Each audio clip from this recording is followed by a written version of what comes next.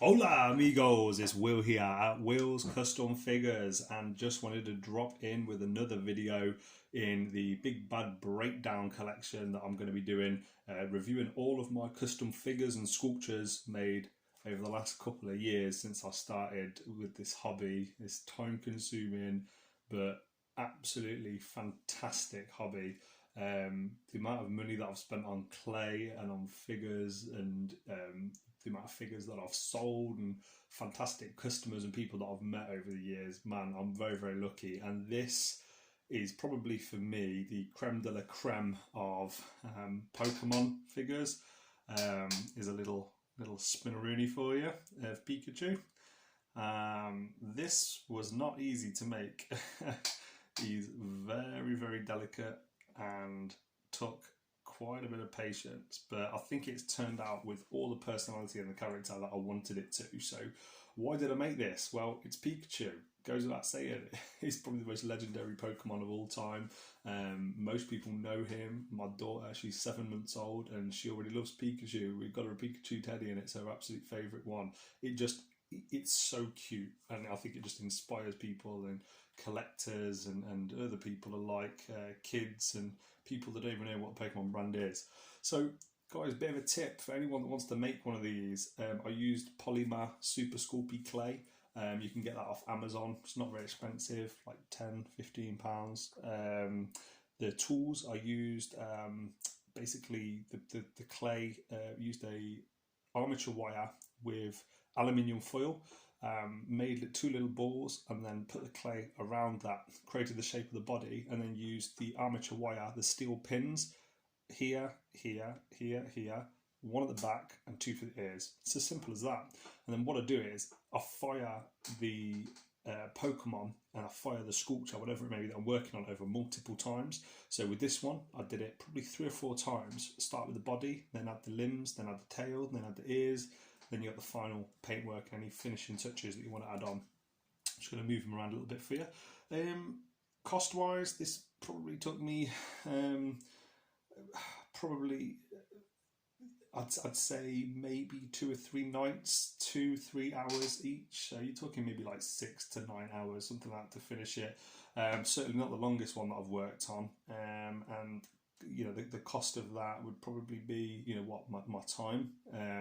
But it's a hobby and I love doing this, so I don't really count that. The clay, minimal, probably about £1 worth of clay, £2 worth of clay. Yeah, not very long to make it. Articulation, of course, is nothing because it is a sculpture. There's a few different angles of it as well. And why did I go with this look? Well, me and my missus were looking at different types of Pikachu photos that we liked, and this one come across as probably the cutest. Now, this is actually something I've been very excited to show you guys, and this is where I come from. So I made this last year, 2020, and here is the first ever Pokemon that, well, sorry, one of the first ever set of Pokemon, maybe the first 3 that I ever made. This is my first attempt at Pikachu. It's pretty rubbish, but it's still an attempt, and from the right angle, it's not too bad. As you can see, it's absolutely huge, really quite big. The paintwork is off. The paints, just I forgot to mention that earlier, I use Vallejo paints. I think they're the best. You get real good bang for your buck with Vallejo, and never ever is there a bad paint. With yellow, a big tip is to make sure you prime your work with white paint first. It's not going to take very well, especially using yellow, unless you've primed it. So yeah, here's my very first Pikachu, and I hope you like it. I learned a lot about paintwork doing this guy, and I was thinking I wanted to go for a bit more of a realistic approach. And it's a cheap clay, as you can tell. This wasn't the Super Sculpey clay. Look at the difference with the fingerprints, and you know, part of that's technique, but part of that is also just having the right tools to do the job. So yeah, I hope you like him. Just to compare one with the previous video that I've done as well, here is the Charmander.